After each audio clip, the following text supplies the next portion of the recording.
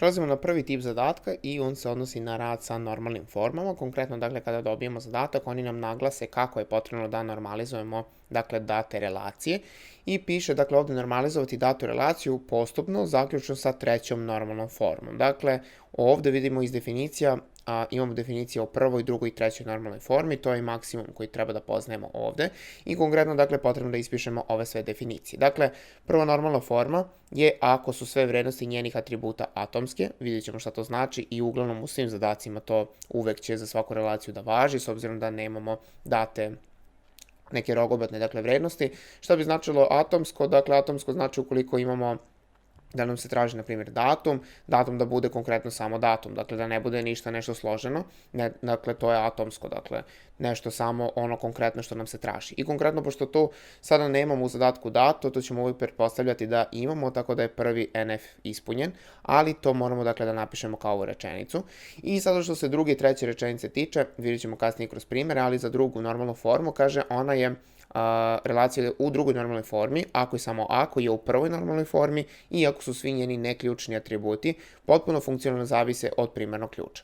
To znači da, dakle, imamo situaciju da primarni ključevi unutar neke relacije, vidjet ćemo kasnije kako to funkcioniše, jedinstveno opisuju, dakle, te podatke, dakle da nemamo neku naravnu relaciju koja takođe njih opisuje nekim ključevima, tako da to je slučaj za drugu normalnu formu, dok je za treću normalnu formu situacija kada u nekoj relaciji imamo neki neključni element koji opisuje neke druge neključne elemente u nekoj od narednih relacija. I ovde, dakle, data samo formalizovano ta definicija, kaže relacija u trećoj normalnoj formi, ako i samo ako je u drugoj normalnoj formi i ako svi njeni neključni atributi netranzitno zavise od primarnog ključa. Sada ćemo sve to detaljno, dakle, vidjeti na primjeru, tako je i najlakše. I šta je, dakle, prvo potrebno da uradimo kada vidimo ovakav zadatak? Dakle, vidimo da imamo neku relaciju narudžbenica, ovde se radi nešto sa narudžbenicama, dakle imamo broj narudžbenice, datum, šifru, naziv, adresu dobavljača, redni broj stavke, šifra proizvoda, naziv proizvoda i količina i neke sledeće funkcionalne zavisnosti unutar, dakle, tih podataka. Tako da ja zapisujem skraćeno ovako ispred svakog od ovih, dakle, kažem FZ, dakle, ispred svakog bi trebalo da zapišemo samo da je to neka funkcionalna zavisnost, dakle imamo FZ1, FZ2, FZ3, FZ4 u ovom slučaju i potrebno je sada da za svaku od njih zapišemo, dakle, koje konkretno pripadaju. Ja sad pokušavam da zapišem, samo da li ću uspeti, dakle FZ1, FZ2, ok, FZ3 i FZ4, super. I sada, dakle, pišemo jedno po jedno, dakle, izvršava se jedna po jedna zavisnost, tako reći, dakle, krećemo od prve funkcionalne i sada ćemo vidjeti, dakle, kakav je šablon. Kažemo FZ1, pa kažemo dve tačke, ili možemo da napišemo na osnovu funkcionalne zavisnosti 1, pa dve tačke. Šta dobijamo? Dakle, vidimo da ovde imamo broj narudžbenice i redni broj stavke, pa strelica, to znači da ova dva jedinstveno određuju sve ove ostale, dakle, datum, šifru, naziv, adresu dobavljača, šifra proizvoda, naziv proizvoda i količinu. Konkretno, dakle, šta dobijamo? Dobijamo novu jednu podrelaciju, tako reći, koju možemo imenovati proizvoljno. To ćemo i da uradimo i daćemo je, dakle, primarne ključeve kao broj narudžbenice i redni broj stavke, dok su ostali elementi, dakle, ovi koji su sa desne strane. Tako da to samo sada raspišemo, kažemo, dakle, stavka narudžbenice, pošto vidimo, uglavnom trudimo se proizvoljno da damo neki naziv, dakle ovde nikad ne možemo da pogrešimo, ali trudimo se da budemo, da kažem, precizni, ovde vidimo da imamo broj narudžbenice i redni broj stavke i vidimo gore da imamo, dakle, relaciju narudžbenice, tako da se ovo konkretno, dakle, odnosi na neku stavku narudžbenice, jer opisujemo, dakle, sve neke podatke. Tako da ovo nije greška, kako god da se nazove, ali jednostavno dobra je praksa da ispratimo, dakle, tematiku koja se ovde dešava. Dakle, sam ja ovo nazvao stavka narudžbenice i obavezno dodeljujemo broj jedinicu za početak, zato što ćemo imati kroz više funkcionalnih zavisnosti izmene neke koje ćemo raditi i onda ćemo menjati ovaj broj, dakle, bit će 2, 3, 4, jer je potrebno da izmenimo sve ove relacije, tako da na kraju svih ovih funkcionalnih zavisnosti dobijemo treću normalnu formu, odnosno da su nam sve relacije u trećoj normalnoj formi. Ok. I sada, dakle, otvaramo zagradu, pišemo, dakle, broj narudžbenice i redni broj stavke. I konkretno, dakle, ova dva podvlačimo, pošto su to ključevi, u ovom slučaju, dakle, složeni ključ. I imamo sada ostale podatke koje ću ja sada zapisati ovako ispod kako bih imao mesta, dakle, datum, narudžbenice. Jako je bitno da prepisujemo dakle sve, bez obzira što je ovo dosadan jako posao. Dakle, šifra dobavljača, naziv dobavljača,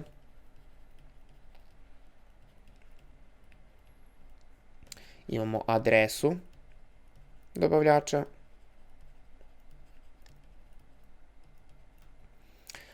imamo šifru proizvoda, imamo naziv proizvoda,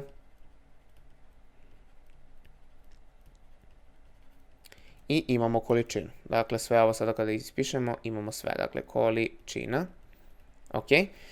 I na osnovu ovoga sada mi zaključujemo u kojoj normalnoj formi se nalazi. Dakle, krećemo ispitivanje onako redom. Pišemo, dakle, komentar, naravno, ispod možemo staviti oko zvezdica, pa komentar za to konkretno. I šta ćemo ovde sada reći? Reći ćemo konkretno, dakle, jeste u prvoj normalnoj formi, jer ćemo uvijek podrazumevati da su atributi, dakle, atomske vrednosti, tako da kažemo jeste u 1 NF. Zatim sada ispitujemo da li se nalazi u drugoj normalnoj formi, odnosno da li ovi ključevi ovde jedinstveno, dakle, ukazuju na neke elemente koji su neključni. I konkretno to uočavamo tako što gledamo sada druge funkcionalne zavisnosti. Dakle, gledamo ove naredne, imamo f za 2, f za 3, f za 4. I sada gledamo da li imamo neku situaciju da neki element iz našeg ključa kojega imamo, dakle, ovde, opisuje neke elemente koje se nalaze ovde dole. Mi vidimo koliko u f za 2 da imamo broj narudžbenice, koji je ključ konkretno ovde kod nas, da on opisuje datum narudžbenice, šifru dobavljača, naziv dobavljača i adresu dobavljača koji mi imamo ovde kao podatke. Dakle, imamo sve to ovde, evo odavde do ovde otprilike, ok? Što znači da naša konkretno ova sada relacija se ne nalazi u drugoj normalnoj formi, jer ima, dakle, ovakav neki slučaj koji se nalazi posle nje. Tako da ćemo napisati nije u 2NF i pišemo zbog čega? Zbog f za 2, kako bi znali da se kasnije vratimo u f za 2 da regulišemo to. I možemo na kraju da napišemo samo nije i u 3NF. Dakle, čim nije u 2NF, ne može da bude ni u 3NF, to nećemo ni da proveravamo. Dakle, kao uslove, to ćemo vidjeti tek kad budemo imali ispunjen i ovaj za 2NF. Ok. I ovime smo, dakle, prošli sve što se tiče osnova za funkcionalnu zavisnost 1 i prelazimo dalje. Sada pišemo, dakle, f za 2. Dakle, f za 2, druga funkcionalna zavisnost, možemo pisati na osnovu f za 2, dve tačke. I sada pogledamo ovde. Sada ovde imamo broj narudžbenice sa leve strane, dakle, to će biti neki ključ koji opisuje ove ovde elemente. Dakle, to možemo sada da nazovemo samo, na primjer, narudžbenica i da ga nazovemo onako, dodamo mu broj, samo narudžbenica 1, jer vidimo da imamo samo neke narudžbenice, dakle, datum i dobavljače, odnosno informacije za te dobavljače, tako da ovo ćemo, na primjer, eto nazvati narudžbenica. Kažemo narudžbenica 1 i sada kažemo, dakle, šifra je, odnosno ne šifra, već ključ je narudžbenica, broj narudžbenice. To ćemo podvući, dakle, ovo je kao relacijni model. Zarez, dakle, pišemo sada sve ove ostale stvari. Dakle, sa desne strane, koji su neključni atributi, kažemo, dakle, datum narudžbenice, zarez šifra dobavljača,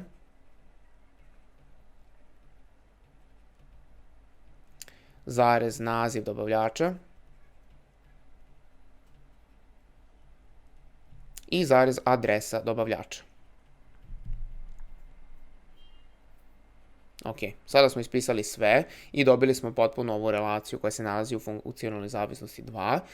I što je sada potrebno, dakle, i za nju ispitujemo da li se nalazi u prvoj, da li se nalazi u drugoj ili u trećoj normalnoj formi. Dakle, šta zaključujemo ovde? Dakle, jeste svakako u 1NF, pošto su vrednosti sigurno atomske, zarez. Sada proveravamo da li se nalazi u 2NF, da li, na primjer, broj narudžbenice u nekoj narednoj funkcionalnoj zavisnosti opisuje neke atribute koje se nalaze ovde desno, koji su, dakle, neključni. Vidimo naredno da imamo neku šifru dobavljača, koja, dakle, opisuje neke elemente, imamo šifru proizvoda koja opisuje neke elemente, dakle, nemamo ponovo broj narudžbenice koja opisuje nešto, tako da nam koči tu drugu normalnu formu. Samim tim kažemo jeste u 2NF, dakle, ispunjava i taj uslov. I sada posljednje što proveravamo jeste da li je u 3NF, a to je da li neki njen neključni atribut opisuje neke druge neključne atribute u narednim funkcionalnim zavisnostima. Pogledamo dakle ove preostale dve, imamo dakle FZ3 i FZ4. U FZ3 vidimo šifra dobavljača, opisuje naziv dobavljača i adresu dobavljača. Dakle, vidimo da ovde imamo unutar ove naše narudžbenice 1, imamo šifru dobavljača i ona sada opisuje nekoj narednoj, dakle, relaciji, opisuje ova dva, dakle, naziv i adresu dobavljača. Samim tim, ne možemo da kažemo za ovu relaciju trenutno da se nalazi u 3NF, tako da ćemo napisati nije u 3NF. I napišemo zbog čega? Zbog FZ3. Ok. Konkretno, dakle, šifru proizvoda ovde nemamo, tako da to ni ne utječe konkretno na ovo naše, zato i nismo komentarisali uopšte za ovu četvrtu funkcionalnu zavisnost, ali ovo, dakle, utječe na rezultat da ovo bude treća normalna forma, samim tim, dakle, moramo da iskomentarišemo i zbog čega, kako bi se kasnije vratili. I sada ne smemo da zaboravimo da smo rekli u FZ1 da se zbog FZ2 konkretno ono nije nalazilo u drugoj normalnoj formi. Samim tim sada moramo da izmenimo dok smo još u FZ2 to što nam je smetalo za 2NF. Kako to radimo? Dakle, ću ovde iznad to pisati jer nemam više mesta ovde dole. Kako to radimo? Radimo tako što vidimo da sada imamo u funkcionalnoj zavisnosti 2 smo dobili narudžbenica 1, koja sada uz pomoć ovog ključa ovde opisuje, dakle, na jedinstven način sve ove elemente sa desne strane. Ono što ćemo mi sada da uradimo ovde jeste da obrišemo one elemente koji se nalaze u stavki narudžbenice 1, dakle one koje smo ovde već opisali uz pomoć ovog ključa, tako da samim tim gubimo mogućnost da imamo neku funkcionalnu zavisnost koja naredno opisuje, jer ćemo mi samo koristiti ovaj isti ključ, preko ključa ćemo, tako reći, dakle, povezivati stvari i pristupati ovim elementima. Dakle, nije potrebno da imamo ovo dupliranje, nije potrebno da imamo ovaj datum, nije potrebno da imamo šifru, naziv i adresu dobavljača, jer to već sve sadržimo u ovoj narudžbenici. Tako da sada pišemo stavka narudžbenice 2, i unutra sada pišemo, dakle, iste ove ključeve, dakle, broj narudžbenice i RB stavke. Dakle, to nam je ponovo ključ, ali sada, dakle, nećemo pisati ovaj datum, nećemo pisati šifru, naziv i adresu dobavljača, jer to imamo, već pišemo samo šifra proizvoda, naziv proizvoda i količina. Dakle, pišemo samo ono što nam je preostalo. Ok, sada kada smo to uradili, proveravamo ponovo da li se nalazi u prvoj, drugoj i trećoj normalnoj formi. Sigurno se nalazi u prvoj, pošto smo već to rekli da jeste i na početku bilo, dakle jeste 1NF. Sada kaže da li je 2NF, da li neki ključni element sada opisuje dalje neke ove ostale elemente. Ovaj FZ2 više ne posmatramo zato što više nemamo situaciju gde ovaj broj narudžbenice sada opisuje neke elemente unutar ovoga, jer smo te elemente obrisali. Oni se sada nalaze u zasebnoj relaciji. I posmatramo sada šta se dešava u FZ3 i FZ4. U FZ3 kaže šifra dobavljača opisuje naziv i adresu, mi to ni nemamo trenutno ovde. I imamo šifra proizvoda, opisuje naziv proizvoda, to je neključni element, šifra proizvoda opisuje naziv proizvoda, dakle, to će biti samo uslov da nemamo trenutno ovu stavku narudžbenice 2 da bude u trećoj normalnoj formi, ali, dakle, jeste u drugoj. Dakle, jeste i u drugoj 2, dakle, 2NF, ali nije u 3NF i napišem zbog čega, zbog FZ4. Ok, sada nam je to smetalo da ovde imamo treću normalnu formu. I, dakle, tek smo sada završili iteraciju za funkcionalnu zavisnost 2, prelazimo tek sada na FZ3. Ok, kaže, na osnovu FZ3, dve tačke, šta sada imamo? Imamo šifru dobavljača koji opisuje, dakle, naziv dobavljača i adresu dobavljača, ovo se sve radi o nekim dobavljačima, dakle, ću ja ovo samo nazvati kao dobavljač 1 relaciju. Ok, koja će sadržati, dakle, ključ šifru dobavljača,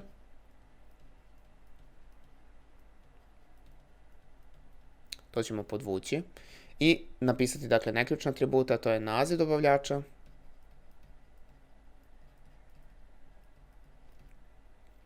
i adresa dobavljača.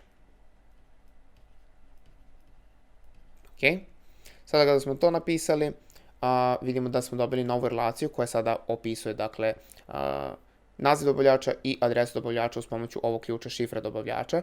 Samim tim sada je potrebno da pogledamo ko to konkretno nije bio u na primjer f za 2 nije, nemam takav slučaj, ali u f za 3 konkretno nije bio, u trećoj normalnoj formi nije bio ovaj ovde, dakle narudžbenica 1 zbog f za 3. Tako da sada kada se već nalazimo u f za 3 potrebno je da izmenimo ovu narudžbenicu i da obrišemo te elemente koje sada ovaj dobavljač opisuje. Dakle, mi ćemo zadržati samo ovu šifru dobavljača, nećemo dakle samo zadržati i elemente koje on opisuje, dakle, u toj novoj relaciji, jer nam nisu potrebni. Samim tim ćemo postići da sada narudžbenica 2 bude u sve tri normalne forme, odnosno da bude i u prvoj, i u drugoj, i u trećoj. To radimo tako što sada zapisujemo, dakle, narudžbenica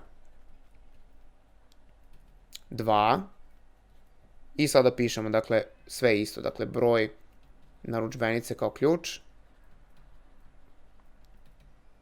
To ćemo podvući. Zarez, dakle, datum narudžbenice ostaje.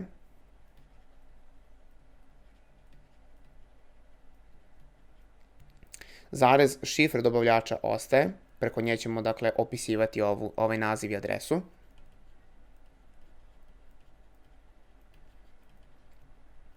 Ali, dakle, brišemo naziv dobavljača i adresu dobavljača jer se ona, dakle, opisuje kao neključni atribut sada u novoj relaciji dobavljač 1, tako da više to nećemo imati ovde.